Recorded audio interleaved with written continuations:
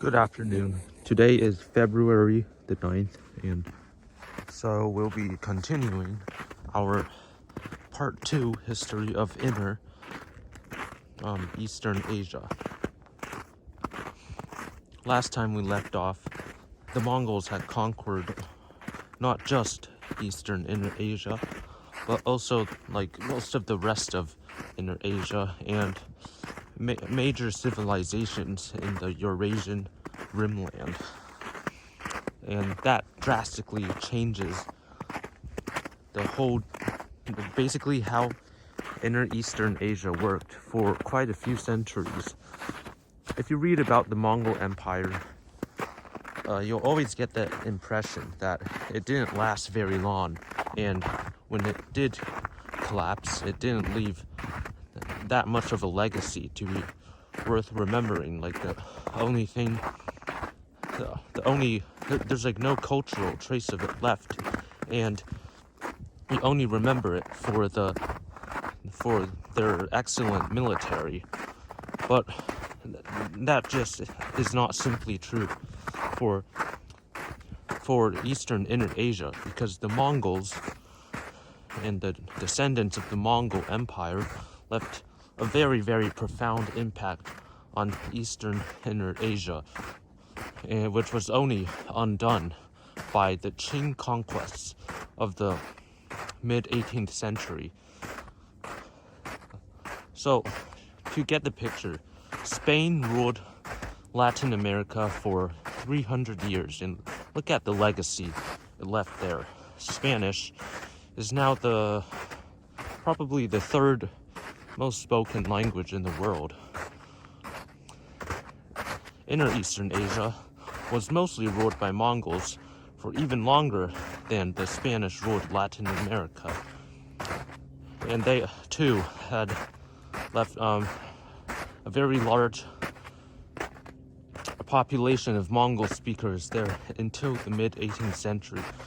There's even a language for it derived from the name of a Mongol leader known as Chagatai, which was mostly Turkic influence. But the name itself, Chagatai, one of the descendants or relatives of Genghis Khan, implies the Mongols had an extremely large impact on Eastern Inner Asia up until the Qing conquest of the mid-18th century. And even after the Qing conquests, there were still traces of Mongol influence there left. But don't get the wrong picture. Not all of Inner Eastern Asia was, ruled by Mongols. There was also other influences like the Tibetans and what was left of the Turkic clans, which I will get into later this episode. But for now, we should cover the division of the Mongol Empire in, I think, around the mid-13th century. Governing such a large, massive land, even nominally, was something that couldn't be maintained for a very, very long period of time. To be fair, ruling most of Eurasia for 1 century is impressive on its own, but by the mid-13th century, it was already starting to divide, ironically, to divide in order to keep the empire alive, so that it could function more efficiently. So often we hear about how the Mongol Empire was divided into 4: Chagatai, the Golden Horde, the Ilkhanate, and the Yuan. And that isn't the whole story. There's also a ton of vassal kingdoms left that weren't a part of either of those 4 major khanates. And they include the Uyghur Kocho Kingdom, most of Tibet, most of, I think, Sichuan, where there were many Tutsis, as well as southwest China, and parts of what we consider Chagatai territory in Central Asia. Those were all, semi-autonomous of the 4 major Mongol khanates, which themselves were at least 3 of them were considered semi-independent of the Yuan Mongol dynasty, centered in Mongolia and China. By the way, the names Chagatai, Golden Horde, which was also known as Jochi, Chagatai, Jochi, Yuan, and Ilkhanate are pretty much just the names of the dynasties. I'm not sure if Ilkhanate is a dynasty, but the rest are just named after traditional Mongol leaders, and the real names of their state, well, at least for the one in Inner Eastern Asia, which affected it the most, which was the Yuan. It was known as the Great Mongol State. Officially, it was known as the Great Yuan, but not China. I think people tend to overestimate how much the Mongols assimilated into Chinese society, because they really didn't until the Qing conquests. Like the Mongols, some Mongol emperors of China did try to adopt like Confucian practices in their governance, but for the most part, Mongol rule in China was it just separated cultures too much. Like there were no Chinese administrators in the Yuan Mongol state. And also, I should pronounce Rin better. I keep saying Yuan, but it's actually Rin. Rin, yeah. I'll just use that instead. Okay. So, as the centuries, or as the decades went by, there was too much discontent among the Chinese with how the Mongols were managing their state, so they revolted against the Ren, and that culminated in 1368, around the time Red Turban Chinese rebels captured Beijing and declared the new Ming Dynasty. And then a few years later, the Chinese would launch even more raids into Ren territory, up as north as the Mongolian homeland itself. In 1380, I think, the Ming Chinese sacked the new Mongol capital of Karakorum, although the Chinese were later expulsed. But it was a very chaotic period. Not anymore in China. The Honu Empire had mostly stabilized things there. But in Mongolia, it was very, very messy, because while the Ren dynasty survived, it became ever more decentralized, and soon clans that used to exist before the Kamag Mongol conquest of Genghis Khan soon started reappearing, and new ones as well, especially the Oirats. But we'll get to them in a second. First of all, some of the clans that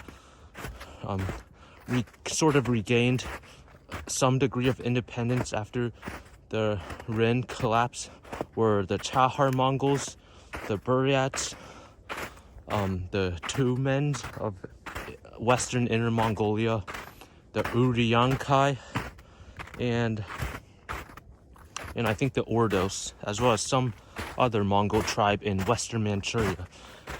Those were all part of the new Ren Khanate of Mongolia, but they were part of it as much as, Prussia was part of the Holy Roman Empire during the 18th century. So hopefully you get the idea of how decentralized the new Khanate was.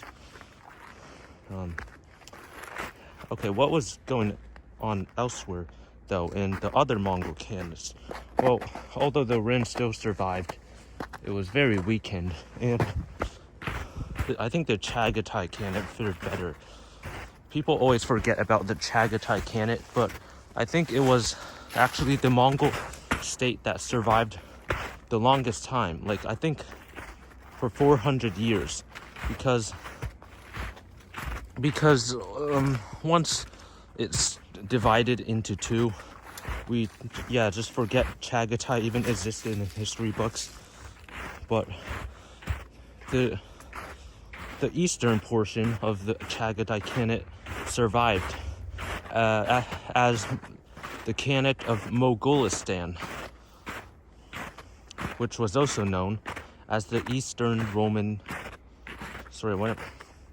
Okay, that was retarded. Oh, okay. The Eastern Chagatai Khanate. I was about to make an analogy about how it's similar to the Eastern Roman Empire because people call it Byzantine instead of Rome, like how people call the Eastern Chagatai Khanate Mongolistan instead of, Chagatai. But what does Mongolistan actually mean? Well, simply, if you know any Persian, you'll know that it just means land of the Mongols, the Muslim Mongols to be specific. And yeah, it shouldn't be confused with the Mughal Empire, which has a similar spelling, except it's not in Central Asia. It did start in Central Asia, which I hope to cover soon, but it had little to do with the Khanate of Mongolistan, aside from a shared name and shared Mongol background. So while the Western Chagatai Khanate, which was part of Western Inner Asia and Central Asia, got gobbled up by the Timurids, the Eastern Chagatai Khanate thrived for at least a few centuries. They converted to Islam from Tengrism and soon had to contend with another Muslim power to the south, which was the Yarkant Khanate. They were established around the 15th century, I think, in southern Xinjiang, which was former Kocho just Kocho land. But they also annexed a lot of territory from Mongolistan, so that hurt the Chagatai prospects of independence in the centuries to come. Not yet, though. They would survive until the late 17th century, as would the new Yarkant Khanate. Yarkant, interestingly enough, was sort of Uyghur, but it was ruled by Mongols. So it's like Xinjiang, as Mongol as the Timurid Empire was Mongol. Technically Persian, but ruled by Mongols. So Yarkant was technically Uyghur, but ruled by Mongols, and maybe I should stop making these analogies. Anyways, south of southern Xinjiang, ruled by Yarkant, was more Tibetan vassals, which, they didn't really experience any change because most of the Tibetan states had already maintained independence from the Mongols. That was the case until this leader named Phagmo Drupa united most of Tibet around the mid-14th century. So that was the first time Tibet had ever been unified since the fall of the Tibetan Empire in the mid-9th century. So quite a feat.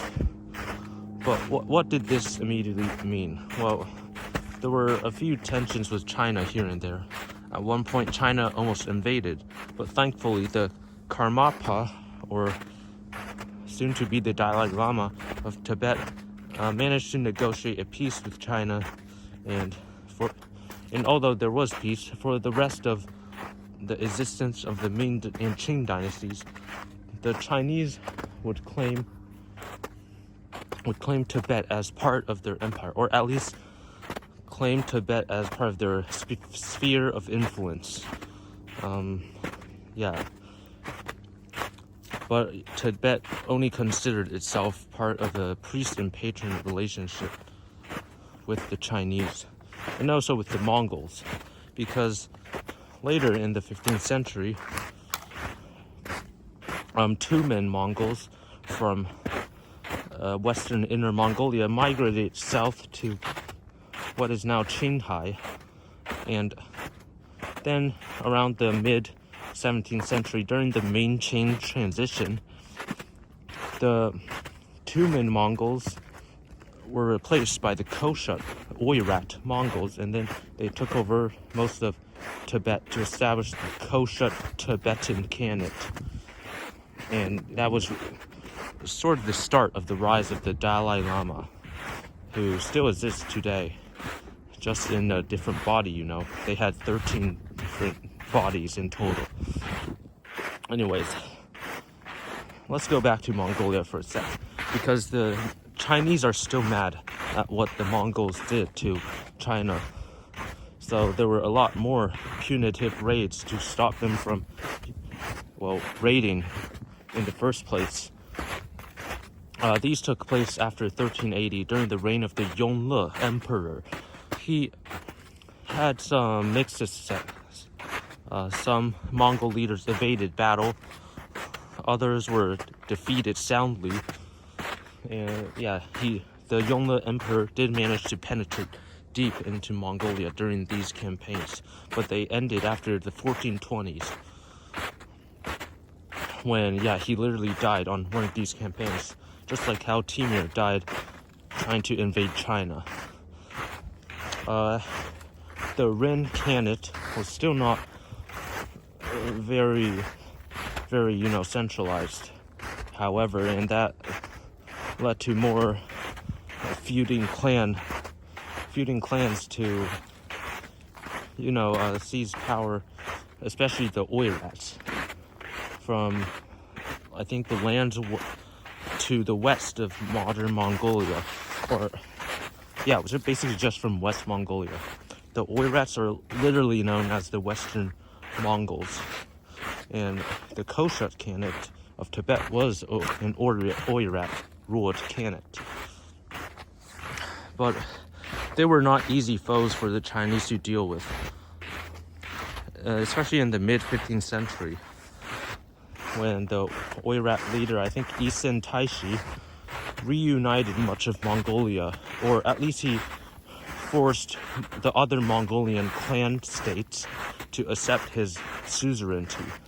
But for all intents and purposes, there was now a newly unified Mongol state that seriously threatened China, and China didn't like that, so they launched an expedition of 500,000 men to defeat the Mongols. And yeah, fun fact, no, the Mongols, with only, I think, 20,000 men, were able to thoroughly trounce the Chinese. That's just what happens when you bring in an army of 500,000 men without proper care for logistics. Yeah, I think logistics are one of the reasons why, despite the low population of Eastern Inner Asia, they had horses so they could manage logistics better and dominate the world. But I digress. So that's what happened to the Ming Chinese, or the opposite of what happened to the Ming Chinese during their Tumu campaign of 1449, which resulted in a Mongol counterattack, which, nearly captured Beijing, but the Chinese were able to recollect themselves and mount a resistance. There was then a peace treaty. The Chinese emperor, now captured by the Mongols, was held by ransom, but the Chinese didn't want him back. He was seen as too useless. So, frustrated, the Mongols decided he was too worthless and returned him to the throne in, I think, 1457 or 1460, sometime around then. However, Mongolia fractured again after the Tumu crisis, because the Oirats started trying to centralize their control over various Mongol tribes, including the Ren Khanate themselves, which the Oirats opposed. And a lot of Mongol leaders didn't like that, so the Oirats were pushed out of Eastern Mongolia in the late 15th century, and the Ren dynasty was restored. What happened next? Well, the Ren dynasty lost even more control over its vassals all over the greater Mongolia region and Manchuria.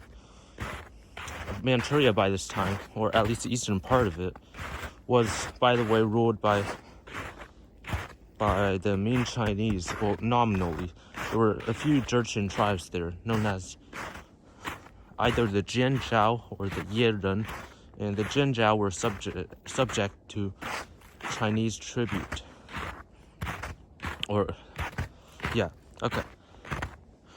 And the Jurchens didn't always like this, so the Chinese had to send the occasional punitive expedition there, like in the 1460s or 1480s, when the Chenhua Emperor of China tried to blow the Jurchens out of existence, which didn't work out. But nonetheless, Eastern Manchuria was a Chinese vassal until the Qing dynasty formed, or the later Jin dynasty formed. Okay, next let's talk about I think I covered everything. So let's skip to the 17th century, because that's when the Oirats started becoming even more powerful. Like I said, they seized control of Koshut, Tibet, and also more Oirats traveled westwards to Kalmykia, where they named themselves after, or rather the region was named after the Kalmyk Oirats, also known as Torguts, and that is still today known as the only Buddhist region in Europe. And it was Mongol, Oirat Mongol to be specific. And how Mongol was the Kalmyk Khanate? Well, it was actually very, very Mongol. You can see it in their culture today.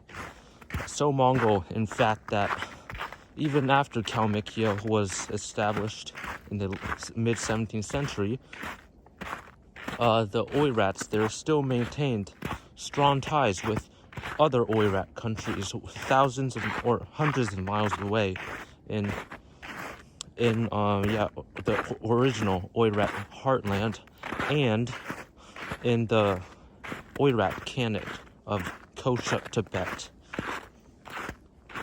So yeah, and Tibet, I should cover more about that region, because after Phagma Drupa lost power in the mid-15th century, there was sort of a power struggle, and independent kingdoms reasserted themselves. Gugay and Rinpoche, to be specific, as well as Zanskar. Zanskar and Gugay and Ladakh had all existed before the Mongol invasion, so yeah, they were being revived now. Gugay had a very powerful military. Phagma Drupa still existed, but was no longer in control of Lhasa, which Rinpoche, also known as Sampa, controlled.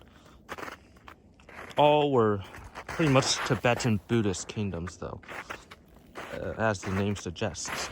And during the 17th century, there was an intense Tibetization of basically the Oirat Mongols and the Eastern Khalkha Mongols, which resulted in them adopting Tibetan Buddhism and Tibetan traditions.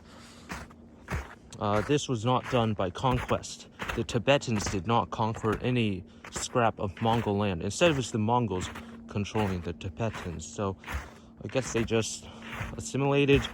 I'm not sure. I don't even know why this happened. Like why the Mongols got Tibetanized instead of Sinicized. but it is what it is. And also the Ren Khanate from the 15th and 17th centuries did experience a golden age of Mongol culture, so that makes it even more strange.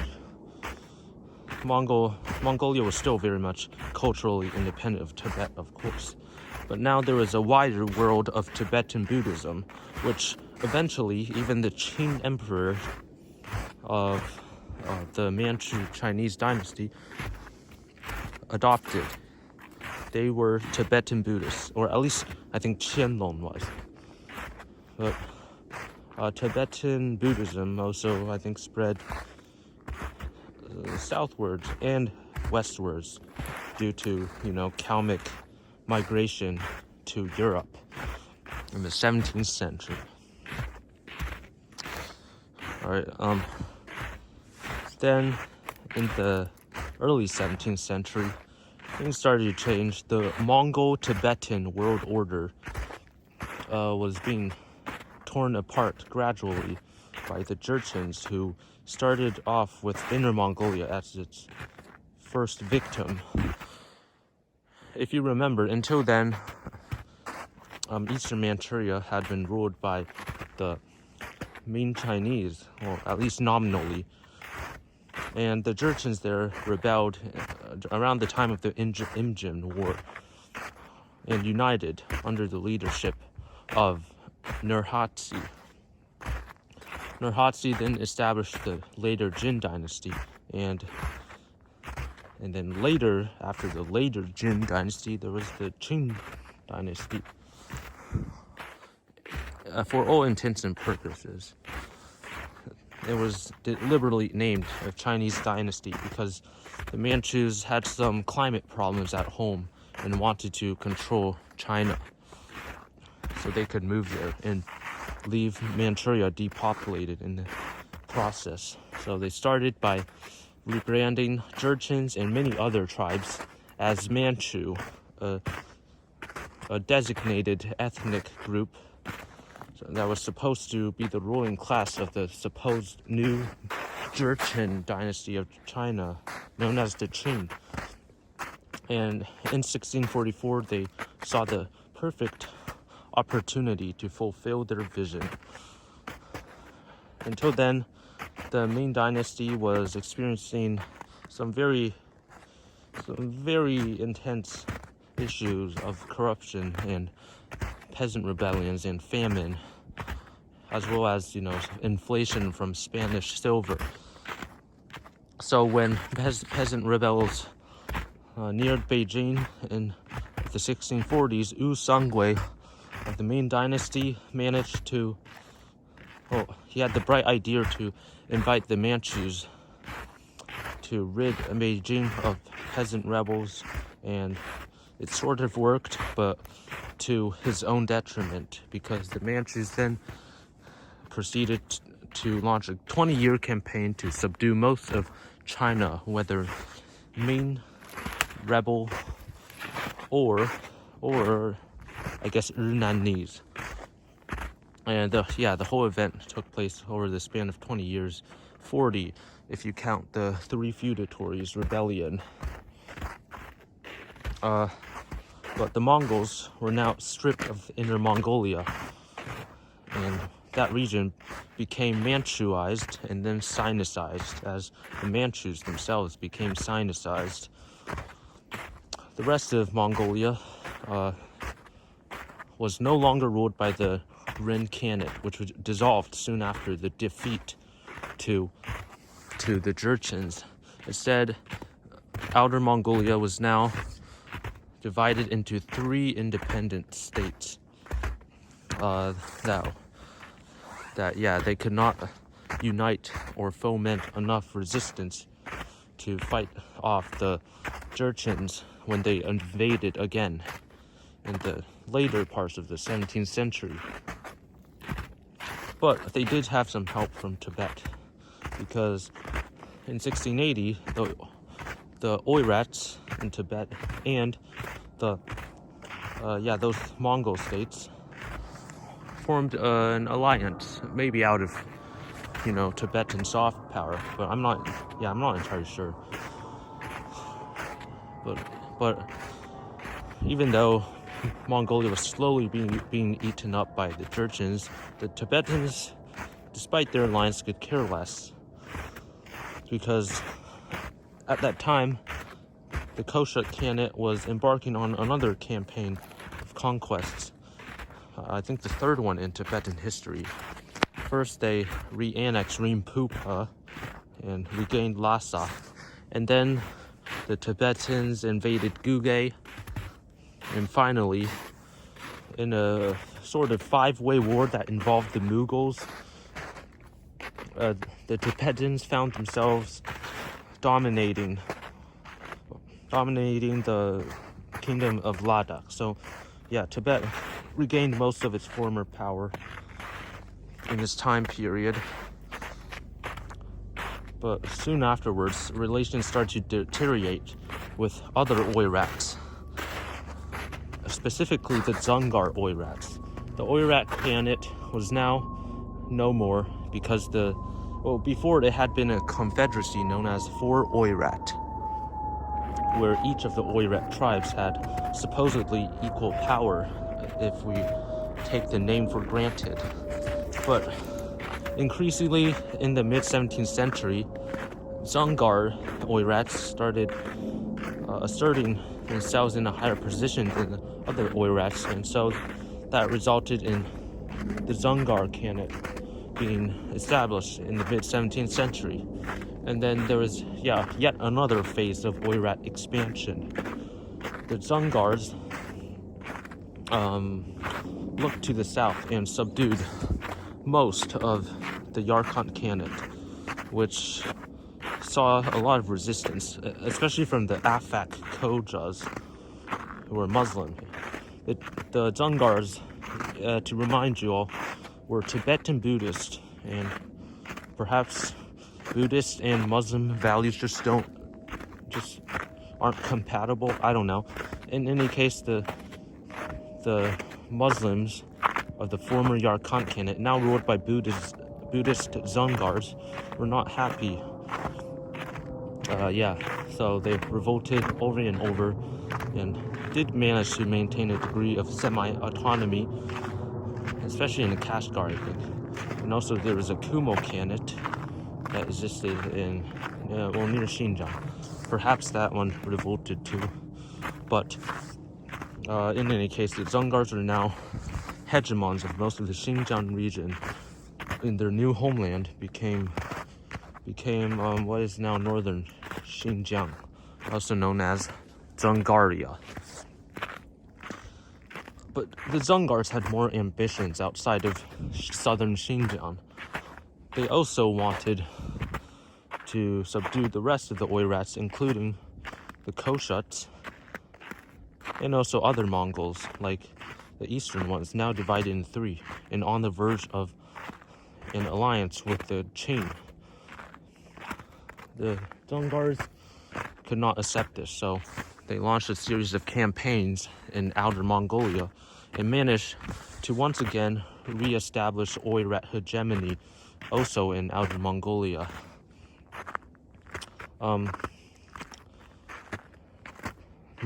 What happened next was, I think, the first ever Dzungar-Qing war, which the Qing soundly won. The Dzungars, they were horse people. The Qing was so, to be fair, but they did have many numerical advantages and technological ones. But it shouldn't be ignored that the Dzungars also had gunpowder and cannons, which they used very effectively behind camel walls. So that caused the Qing a lot of issues when they tried to take control of Outer Mongolia in the 1690s. It was a very, very lengthy campaign for the Qing. So the Kanchi Emperor was so angered that when Gaodan Khan of the Dzungars finally died, Kanchi was determined to fully destroy his corpse so that it cannot come back to haunt him. So that's what he did. The Dzungars survived, though. Outer Mongolia and Inner Mongolia were now in Qing control. However, Outer Mongolia was placed under a governor general who managed the region for the Qing government, but it wasn't an integral part of the Qing Empire. Inner Mongolia was ruled more tightly, as well as Qinghai, which the Qing later conquered. I don't know if they named that region after themselves.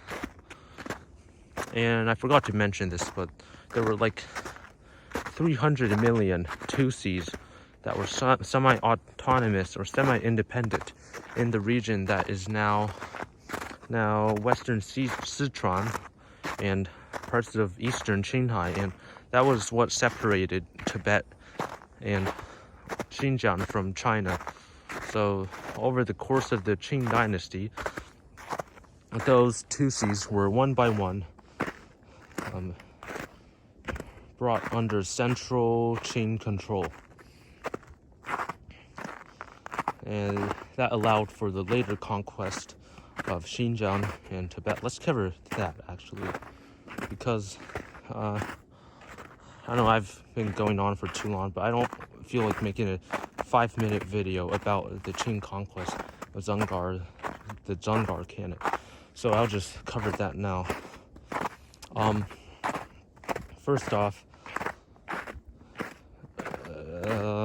I did say the Oirat Khanates maintained close ties with each other into the 18th century, and that's true with the Kalmyks, but not between the Dzungar Oirats and the Koshut Oirats.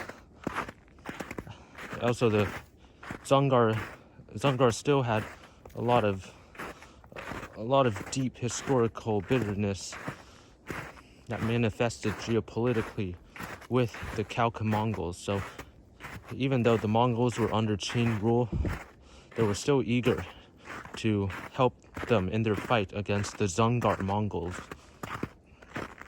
And yeah, that resulted in one of the most successful genocides in history. But first, let's cover the Qing conquest of Tibet. The Koshut Khanate was conquered by the Dzungar Khanate in the 1720s.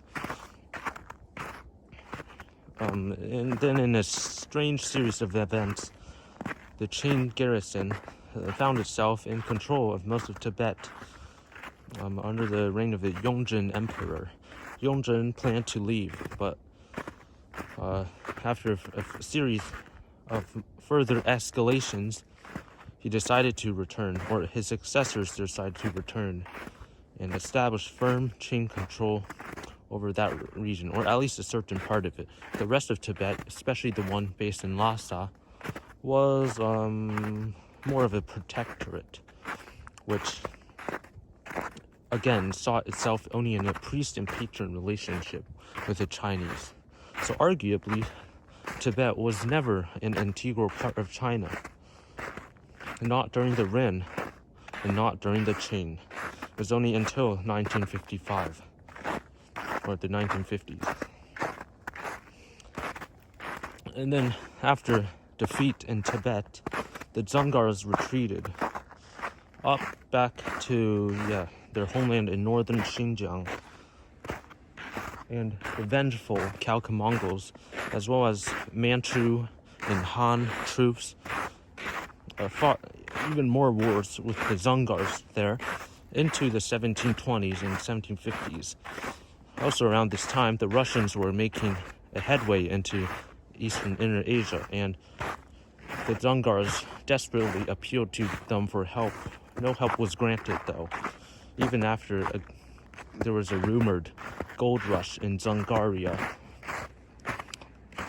But because the Russians were mostly friendly with the Chinese after the Treaty of Nerchinsk in 1689. Oh yeah, I probably should have mentioned those Sino-Russian border conflicts, which is very interesting to read about, because you have the Russians controlling most of outer Manchuria before the Manchus did. And they also ended a bunch of other northern Manchu confederacies like the Yeren Federation.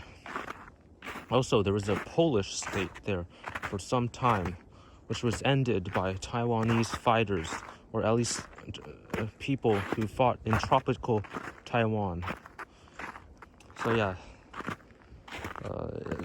that's just what frontier zones are like. Anyways, back to Dzungaria. And the Russians there could not help the Dzungars. Even if they did, I don't think anything would change.